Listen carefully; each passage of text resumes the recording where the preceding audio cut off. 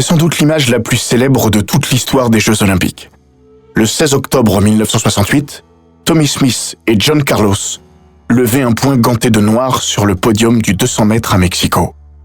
Avec eux, il y avait également Peter Norman. Avec eux, à tous les sens du terme. Lui aussi a payé cet engagement. Il a fallu un demi-siècle pour lui rendre justice.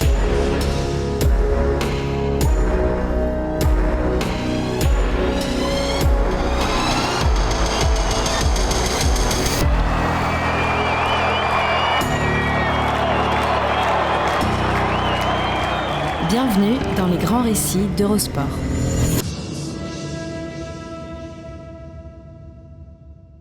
Le 16 octobre 1968, Peter Norman a atteint le nirvana de sa carrière, l'accomplissement de sa vie de champion, sous la forme d'une médaille d'argent olympique sur 200 mètres.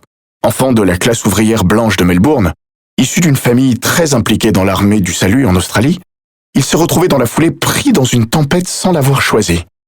Mais une fois au cœur de celle-ci, il a décidé de la braver. Pour lui, comme pour Tommie Smith et John Carlos, qui ne faisaient plus qu'un sur le podium, plus rien ne fut comme avant. L'histoire de Peter Norman est celle d'un sprinter méconnu et d'un homme oublié. Il est temps de redonner à l'un comme à l'autre leur juste place. Parce qu'ils ont eu lieu dans cette année charnière du XXe siècle que fut 1968, les Jeux de Mexico tiennent une place à part. Une année de révolution, de spasmes, de colère et d'éclats de sang. Surtout aux États-Unis. Le sang de Martin Luther King, assassiné en avril à Memphis, ou de Bobby Kennedy, tué 2 mois plus tard au soir de sa victoire dans la primaire démocrate en Californie. Le pays, divisé comme jamais, vit notamment au rythme de la guerre du Vietnam et du combat des Noirs pour les droits civiques. À l'approche des Jeux, l'idée d'un boycott fait son chemin, surtout au sein de l'équipe d'athlétisme, dont les stars, dans leur immense majorité, sont noires. Dès 1967, lors des Jeux universitaires à Tokyo, Tommie Smith, l'étoile montante du sprint, a mis les pieds dans le plat. Le boycott est possible. Il est même probable. Pour une raison simple. Pourquoi devrions-nous donner 100% pour un pays qui nous dénie des droits que nous devrions avoir? Vous pouvez vous attendre à tout à Mexico. En octobre 1967, le projet olympique pour les droits de l'homme voit le jour. Mis sur pied par le jeune sociologue et activiste noir Harry Edwards, sacré personnage au QI de 186 et au charisme indéniable, il émet des revendications aussi diverses que la restitution du titre mondial en boxe à Mohamed Ali, une plus grande présence afro-américaine dans les staffs techniques des équipes olympiques, ou encore la démission d'Avery Brundage, l'octogénaire président du CIO, à qui il reproche notamment son attitude vis-à-vis du régime hitlérien au moment des Jeux de Berlin, alors qu'il était à la tête du comité olympique US. Pourtant, à mesure que les Jeux approchent, l'hypothèse d'un boycott s'éloigne. Ces jeunes gens ont consacré des années de leur vie pour atteindre le sommet de l'Olympe. Difficile pour eux d'y renoncer. Bob Beamon et Ralph Boston, les stars du saut en longueur, annoncent leur refus du boycott. Mais l'idée de manifester d'une manière ou d'une autre reste bien ancrée. John Carlos résume à 6 semaines de la cérémonie d'ouverture. Nous n'avons aucune intention de perturber les Jeux, mais ça ne veut pas dire que nous nous interdisons de faire quelque chose pour montrer les injustices faites aux Noirs aux États-Unis. Peter Norman, lui, est loin de tout ça. Son rêve sportif n'est pas encore perturbé par ses considérations sociales ou politiques. Il n'ignore pas les tourments de son temps. Mais Mexico, le jeune sprinter australien ne l'envisage que comme l'aboutissement du labeur des 3 dernières années qui l'ont vu progresser dans la hiérarchie nationale, puis internationale, sur 200 mètres. Pas spécialement grand, 1m78, pas vraiment musculeux, 73 kg, dénué de dons naturels particuliers, Norman n'a pourtant rien d'un médaillable en puissance. Même son entraîneur, Neville Silito, l'homme qui l'a façonné, n'ose rêver à un podium à Mexico. Je vais être honnête, je pensais qu'il était peut-être capable d'atteindre la finale. Mais jamais dans mes rêves les plus fous, je n'aurais cru à une médaille. À l'époque, le principal espoir du sprint masculin australien se nomme Greg Lewis, ami et grand rival de Norman. Il était tout ce que je n'étais pas. Grand, puissant, aussi performant sur 100, 200 ou 400. C'était mon némésis. Mais Peter avait une détermination invraisemblable. C'était sa force. Souligne Silito, qui a coaché les 2 hommes. La spécialité de Peter Norman, c'est le demi-tour de piste. Sur 100 mètres, son départ, souvent laborieux, le pénalise trop. Avec un record personnel en 20 secondes 50, il a décroché son billet pour Mexico. Il est à des années-lumière de Tommy Smith et John Carlos, qui, lors des sélections au Lake Tahoe, ont couru 19-6 et 19-7. 50 ans après, John Carlos est toujours convaincu que l'IAAF a refusé d'homologuer ses performances monumentales parce qu'ils étaient équipés par Puma et non par Adidas. C'est pour cette raison qu'ils monteront sur le podium avec une chaussure dans la main à Mexico. Ce mélange des genres leur sera reproché.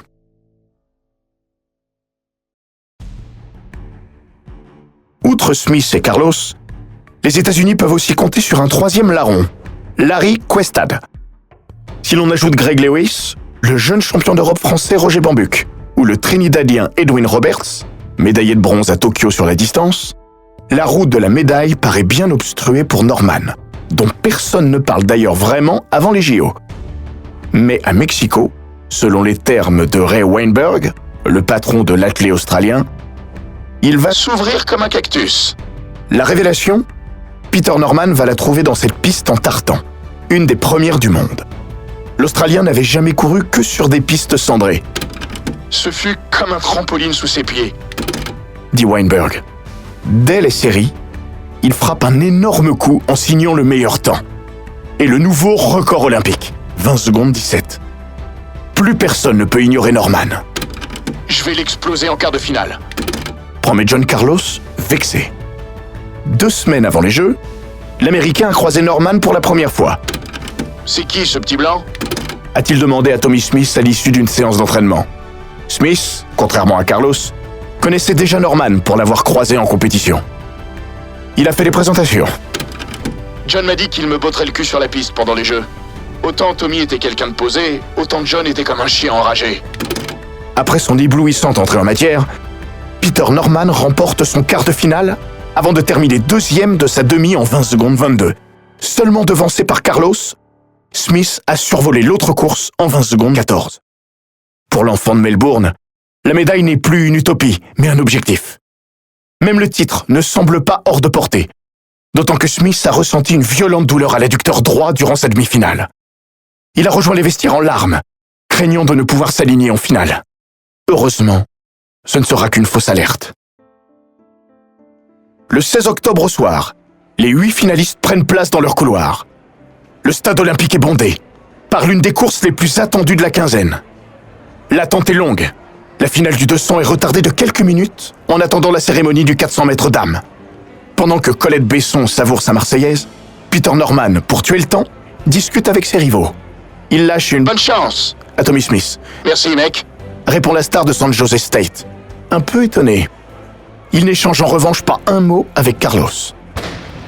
Cette fois, c'est l'heure. Norman est au couloir 6, chassé par les 3 Américains, placé au couloir 3 pour Smith, au couloir 4 pour Carlos et au couloir 5 pour Questad. Il sait qu'ils vont le manger sur les 100 premiers mètres.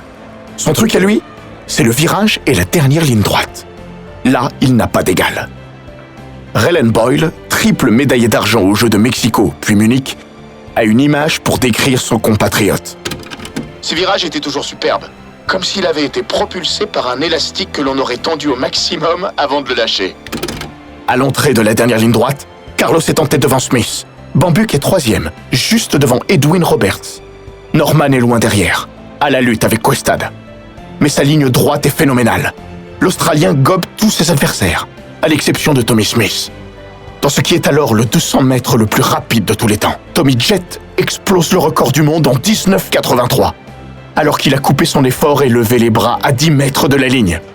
Peter Norman, au prix de son incroyable finish, décroche l'argent devant John Carlos, à qui il a repris 6 mètres dans la ligne droite.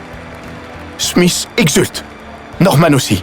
L'un et l'autre ont atteint leur Graal, Même sur une arrêt Davidson, je n'aurais pas pu battre Tommy.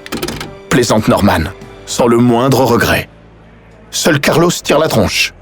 La boule de muscles de Harlem a cru alors, avant de se crisper en voyant Smith revenir à sa hauteur.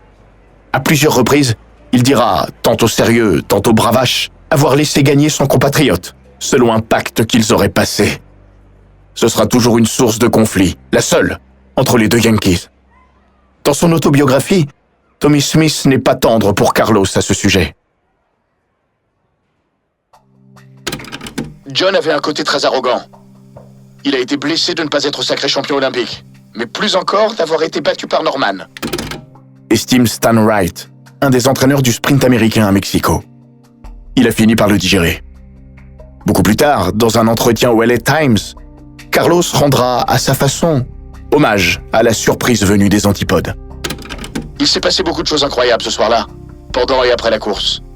Mais le truc qui me sidère toujours le plus, c'est que je ne savais pas que le petit blanc pouvait courir aussi vite. Le public est encore sous le coup de l'excitation de ce demi-tour de piste d'anthologie, quand, dans les entrailles de l'Estadio Olimpico Universitario, se noue une scène qui éclipsera largement ces 20 secondes de folie. Pour Smith, et plus encore Carlos, la cérémonie protocolaire qui va suivre ne doit pas être l'occasion de manifester leur joie, mais leur colère. En l'absence d'Harry Edwards, qui n'est pas venu à Mexico par crainte pour sa vie, Carlos est le porte-parole de l'OPHR. Il veut frapper fort. Contrairement à une tenace légende, ils n'ont rien prémédité. Tout ce qui va suivre a été largement improvisé dans le vestiaire.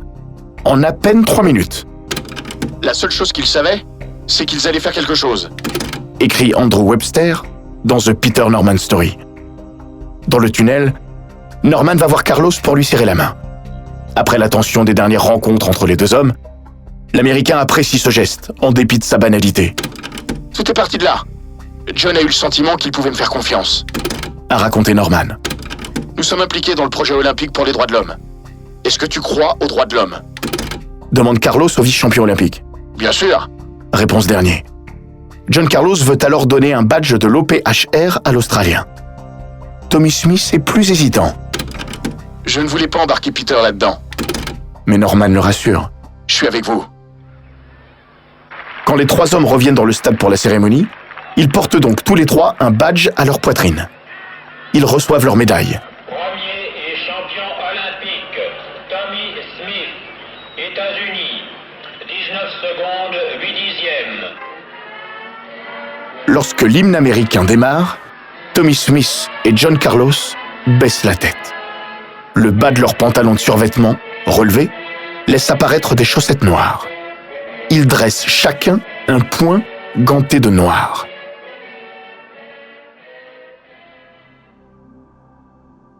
Smith en avait ramené une paire, au cas où Avery Brundage lui remettrait sa médaille. Il ne voulait pas lui serrer la main sans que quelque chose ne sépare leur peau. Brundage n'est pas là, mais les gants vont quand même servir. John Carlos, lui, a oublié les siens. C'est Peter Norman lui-même qui suggère aux 2 hommes de les partager. Voilà pourquoi ils n'en ont qu'un chacun sur la photo. John Dominis, le photographe du magazine Life, est le premier à capter l'image. Peut-être la plus célèbre de toute l'histoire des Jeux. Le public, d'abord incrédule, se déchaîne quand les 3 médaillés du 200 mètres descendent du podium pour quitter le stade. La curée vient de commencer. Elle ne s'arrêtera plus. Lors de la conférence de presse qui suit, Smith, très calme, s'explique. Nous avons gagné des médailles et reçu des applaudissements. Mais les Blancs estiment que nous, les Noirs, sommes des animaux. Quand nous avons manifesté sur le podium tout à l'heure, nous avons vu des Blancs tourner le pouce vers le bas. En fait, ils nous considèrent comme des animaux de cirque, à qui on distribue des cacahuètes ou des coups de fouet. Carlos ne dira pas autre chose. Vous tous, journalistes, vous êtes tous intéressés quand je suis sur la piste, hein?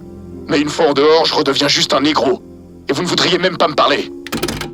Dès le lendemain matin, Tommy Smith et John Carlos sont exclus des Jeux. J'avais dit que si des manifestations venant de qui que ce soit avaient lieu pendant les Jeux, les participants seraient renvoyés chez eux. Il n'y a pas de place pour de tels agissements au JO. Assène le patron du CIO. Les 2 Américains savent qu'ils viennent de se condamner. Ils verront leur carrière brisée. Smith n'avait que 24 ans. Il aurait pu marquer durablement l'histoire de l'athlétisme. En ruinant leur carrière, parce qu'ils avaient compris mieux que personne que les Jeux Olympiques ne sont pas seulement une scène sportive, Smith et Carlos sont passés à la postérité en tant qu'hommes et non comme de simples athlètes. Ce n'est ni mieux ni moins bien, c'était leur choix. Le choix de 2 hommes, américains, noirs, mais surtout libres. Ils seront les seuls à payer au sein de l'équipe américaine. Bob Beamon, quelques jours plus tard, restera sage après son historique saut à 8,90 m à la longueur. Proche de John Carlos, et aussi vindicatif que lui, Lee Evans voulait lui aussi manifester après son triomphe sur 400 mètres. Mais s'il se présente avec un béret noir lors de la cérémonie protocolaire, il l'enlèvera poliment quand l'hymne résonnera. Pour Smith et Carlos, l'athlétisme, c'est terminé. Ils tenteront de se tourner vers la NFL, sans grand succès. Smith reviendra vers l'athlétisme, comme entraîneur à la fin des années 70.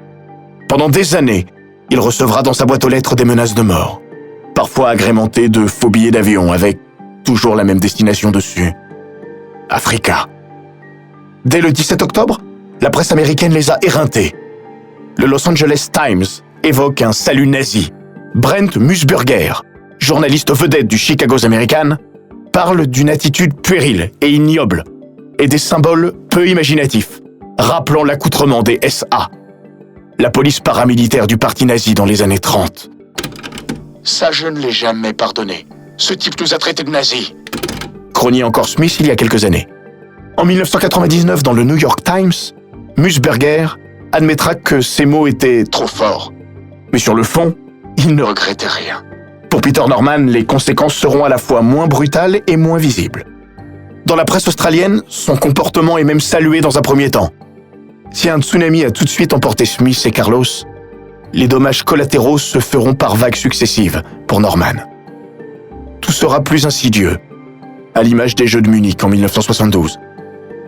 Bien qu'ayant réalisé les minima sur 100 et 200 mètres, il n'est pas sélectionné, sans que les raisons ne soient très claires. Le comité de sélection décidera finalement de ne retenir aucun sprinter pour Munich. S'ils avaient écarté Peter et retenu d'autres gars, ça aurait été risible. Peste aujourd'hui encore Neville Silito. Greg Lewis, victime collatérale, ne sait trop que penser de tout ça. Est-ce que Peter a été le catalyseur de tout ça? Est-ce que c'était dû à ce qui s'était passé avec Smith et Carlos? Peut-être. Je n'en sais rien. Ray Weinberg, le coach du sprint australien en 1968, affirmera « À l'époque, sa non-sélection n'a pas vraiment fait débat en Australie. C'est bien des années plus tard que, rétrospectivement, cela a eu un impact. Est-ce que Peter a été blacklisté? Le mot est peut-être trop fort. Mais sa carrière, elle, ne s'en relèvera pas.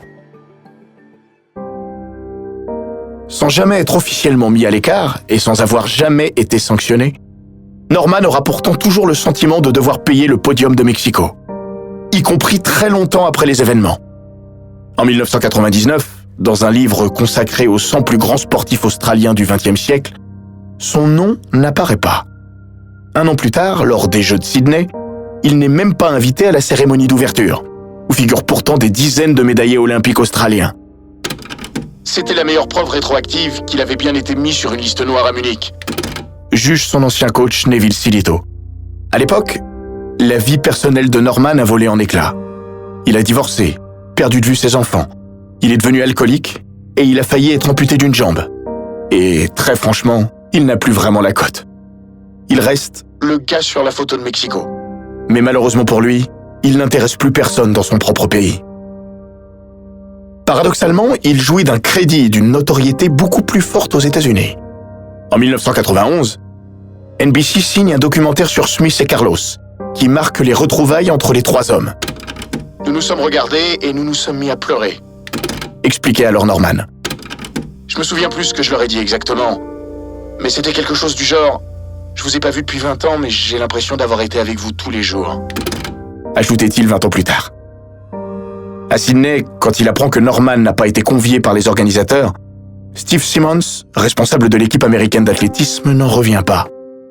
Le 13 septembre 2000, 2 jours avant la cérémonie d'ouverture, il l'invite à la soirée d'anniversaire de Michael Johnson organisée au Planet Hollywood de Sydney. Là, Peter Norman prend pleinement conscience de ce qu'il représente. Johnson passe 1 heure à discuter avec lui. Puis Edwin Moses, l'ancienne légende du 400 mètres haies, vient le voir les larmes aux yeux. C'est un honneur pour moi de vous rencontrer. Moses glisse à Simmons.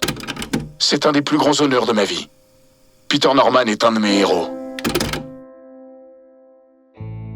Le contraste entre ses marques de respect et l'indifférence manifestée par ses propres concitoyens a de quoi déconcerter. Matt Norman, le neveu de Peter, se met alors en tête de réhabiliter son oncle, sportivement et humainement.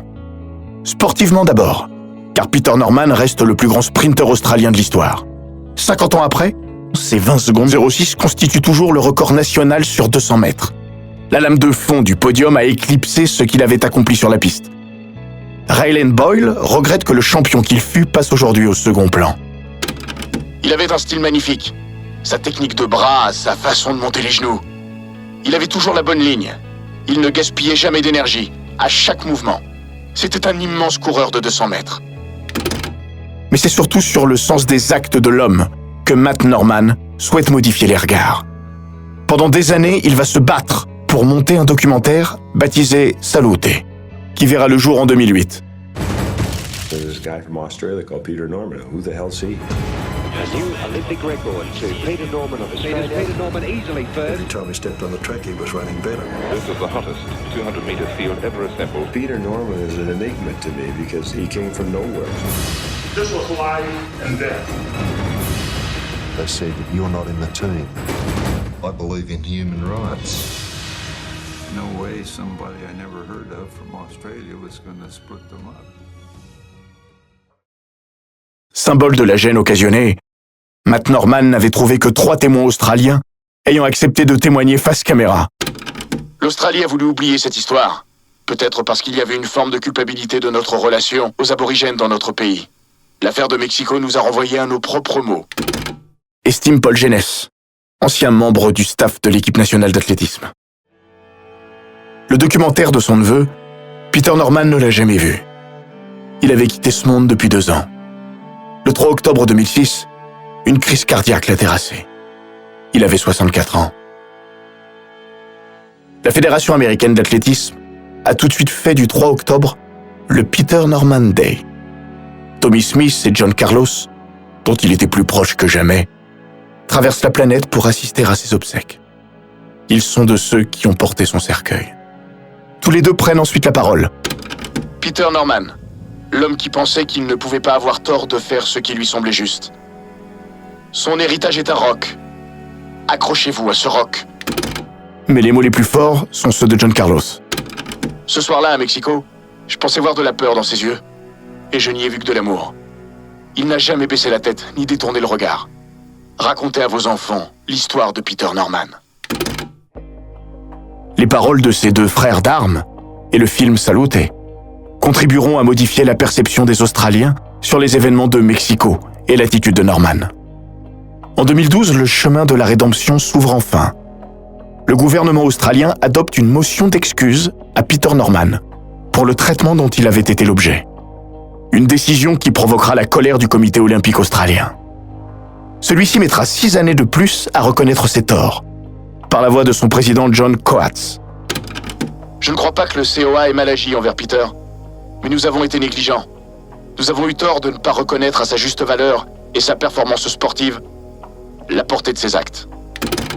Coates, si longtemps aveugle dans cette histoire, a visé juste.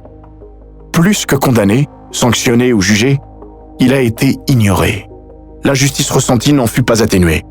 À la demande du comité, en avril 2018, Norman a été décoré à titre posthume de l'Ordre du Mérite australien. L'acte final de cette réhabilitation a eu lieu en octobre 2018, à Melbourne.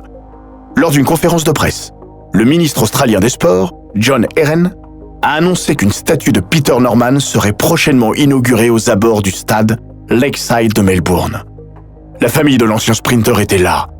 Son premier coach, Neville Silito, âgé de 93 ans, était là aussi.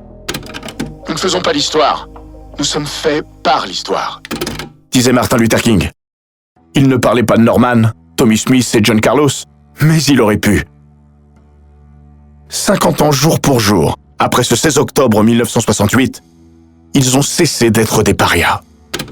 Je n'étais pas parfait, je n'étais pas spécialement bon ni spécialement mauvais. Mais ce jour-là, je crois avoir fait ce qui était juste, disait Norman.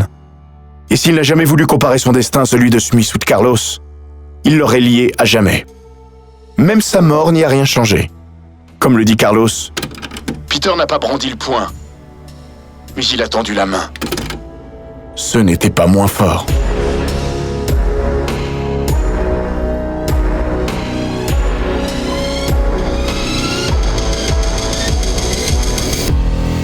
Cet épisode des Grands Récits d'Eurosport a été écrit par Laurent Vergne. Il est raconté par Florian Bayou, monté par Jean-Gabriel Rassa et produit par Bababam. N'hésitez pas à vous abonner, commenter, partager et noter ce podcast sur Apple Podcast, Google Podcast, Castbox, Spotify, Deezer et toutes les plateformes audio.